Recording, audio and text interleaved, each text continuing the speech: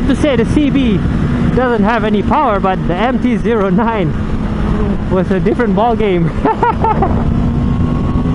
It pulled quite strongly, sounded good as well.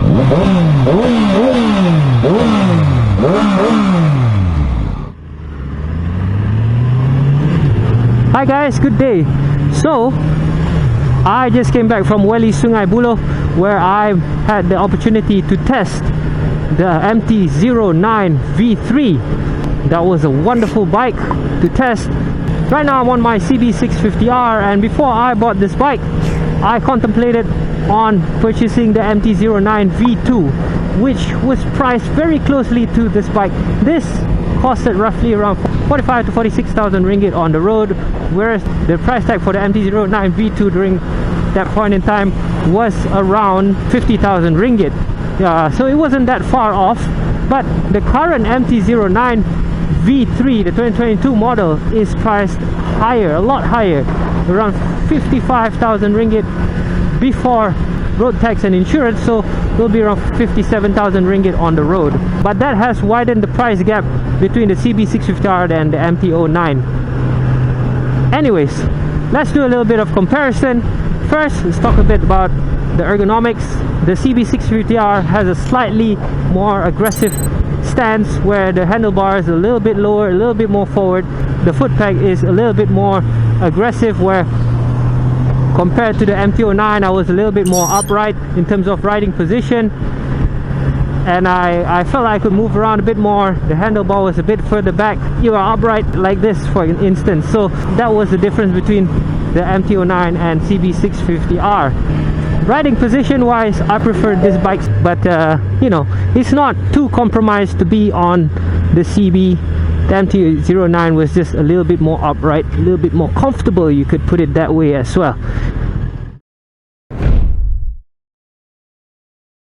In terms of the switchgear quality, your feel and touch, the CB switchgear feels a little bit more premium compared to the MT09. It just feels like this is made with higher standards, better quality plastics, where the MT09 had this toggle wheel that felt a little bit more flimsy, and you know, the just feel and touch is just a little bit better on the Honda itself. The Honda screen is a little bit wider, a little bit bigger, feels more complete. You have this display and it's filled up by the screen, whereas that MT09 had this head-up display unit, but the screen was like a small part of it, which felt a bit weird. That 3.5-inch TFT LCD display felt a bit small, but it was you know, if it was on its own in isolation, it was fine. It showed all the relevant information. It was a color screen, and you know, you're riding anyway, you're not supposed to look at the screen that much. But if you really want to compare, I prefer the CBs compared to the MT09s. The engine, this is a 650cc inline 4 producing 93 horsepower, 64 newton meters of torque, whereas the MT09 V3 2022 model is the updated CP3 engine with 117 horsepower producing 93 newton meters of torque. That's quite a bit of difference in terms of torque. It's probably 50% more, and definitely while riding it I felt like it delivers torque at the lowest spectrum of the rev range. So it does deserve the name of Master of Torque in that sense. But the power, my god, it's addictive. Let's do another pull.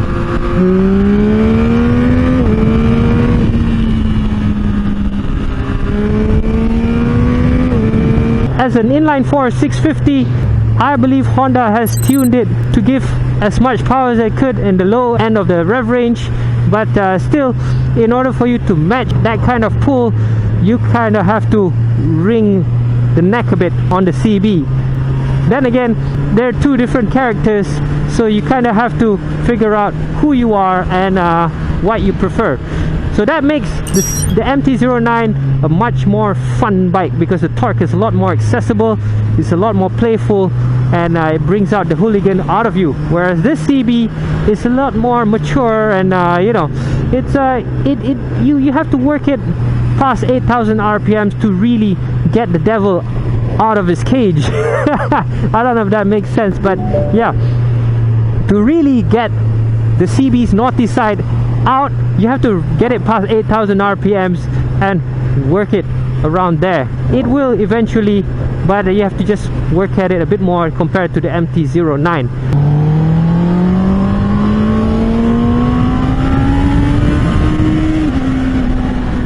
Woo! Not bad. Not MT09 kind of power, but not bad. Still not complaining.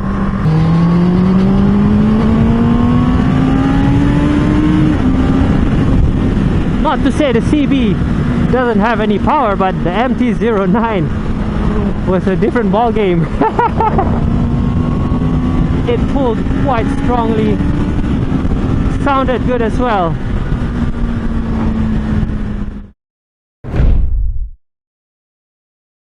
Let's talk a bit about electronics. The CB650R comes with HSTC, stands for Honda Selectable Torque Control, which is just a different name for traction control, and ride by cable is not electronically wired to the throttle, and therefore it's a little bit different compared to the electronics on the MT09, which is a lot more sophisticated. It comes with a 6-axis IMU ride by wire, which means it has 4 different rider modes. You can customize the traction control, has anti-wheelie and whatnot. It's a totally different ball game towards in terms of electronics if you compare between this bike and the MT09.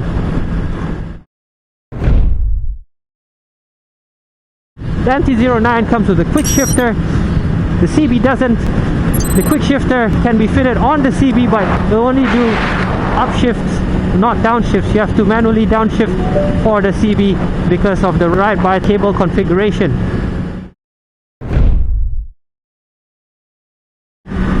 Okay, let's talk a bit about the suspension. The MT09's Achilles heel has always been the suspension. All the reviewers said that it had this pogo-ish, unsettling suspension. It's just bouncy, it's just not confidence inspiring. That was for the previous models, but the V3, they have improved the chassis. First of all, initially it was already lighter than the CB. Now it is even lighter by 5 kilograms. They have shaved weight from the exhaust, the wheels, the engine and the frame as well. The frame is now a die-cast frame, whereas it gives 50% more rigidity towards the bike. Should be more confidence inspiring. Definitely makes for a better ride, as I experienced earlier. It has forged wheels, by the way, which I'm jealous about. And definitely, you can definitely feel that it is more nimble by having forged wheels. But then again, in the corners, I felt that the CB suspension was a little bit more stable and planted compared to the MT09s. I think this bike, being a little bit heavier, feels a little bit more planted. I'm not too sure if that's the case from the weight difference, but it just feels more planted compared to the MT09. The MT09 is just a little bit more playful, just a little bit more pointy compared to this bike.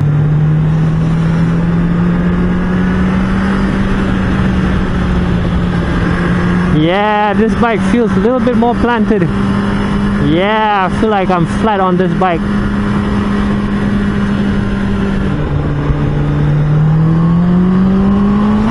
But it's just not that fast.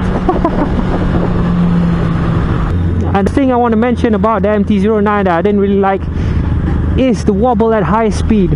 It gave this wobble all of a sudden. It's like an automatic wobble once it reaches at a certain specific speed, which is definitely not confidence aspiring, to say the least. So that was something that was very surprising to me, that was not sorted out by Yamaha. So Yamaha maybe needs to do something about that wobble. Maybe they need to install a damper by default in order to reduce that wobble. But then again, this bike doesn't have a damper and it doesn't wobble at high speeds. So this bike feels a lot more planted. I'm not too sure, because maybe this bike is heavier. Yamaha needs to do something about that, because it is a fast bike. It's very easy to get some speed on that bike, and at certain speeds it wobbles, which is unacceptable for me.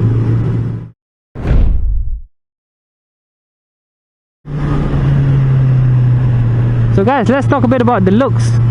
For me, the way a bike looks definitely plays a huge role in terms of the decision whether to buy or not.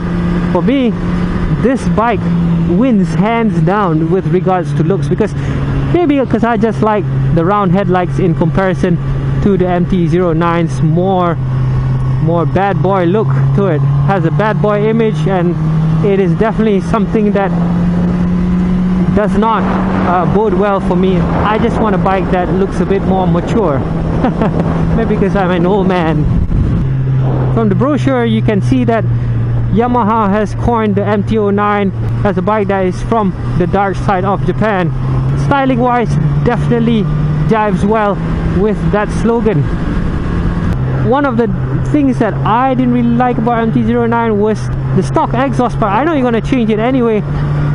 It will motivate you to change it more if you know what the stock exhaust looks like. It is pointed downwards. It's actually very weird for me that I find a manufacturer that is doing that. I'm not sure whether that is in order to abide to the Euro 5 regulations or whatnot, but that is so weird looking. If you ask me, there is no end can. It's just this metal box at the bottom of the belly that has holes in it. That is so weird.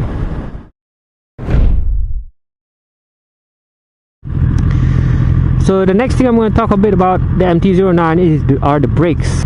Up front, it comes with 298mm discs, twin discs with radially mounted 4-pot calipers, and on the levers it has a radial master cylinder from an R1. Compared to the CB's 310mm twin disc with 4-pot disc brakes, the brakes on the MT09 felt a little bit stronger, felt a little bit more premium compared to the CB's. I think these brakes on the CB's are a bit spongy, so MT09 wins hands down with regards to brakes. I felt confident on those brakes. I braked hard for a bit, and it definitely is something that is capable of delivering good braking power to shave the speed from the master of torque.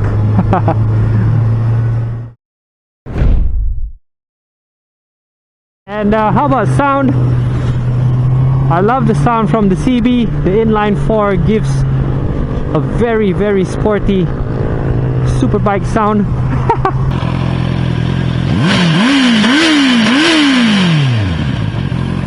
It's just about time that I need to change the stock exhaust to an Akrapovic. The MT09 produces quite decent sound as well.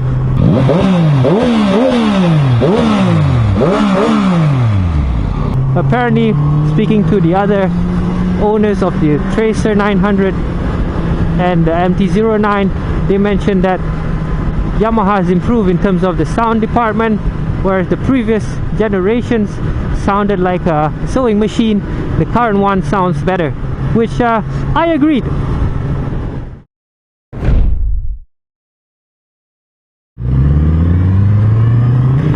Alright guys, so there you go. That's my impression of the MT09 compared to my own CB650R. So it is definitely a much torqueier ride. The engine is definitely the star of the show. The handling, suspension, they've sorted it. I cannot say that it is anything bad. It's just that there's a couple of niggles. It is definitely a wonderful bike to ride. I hope you like my little comparison between the 2022 MT09 and my 2020 Honda CB650R. If you have any questions or comments, as usual, please write them in the comment section below. Do like and subscribe to my channel. I hope to see you again soon. Until then, stay safe, ride safe, and have a great day. Bye bye.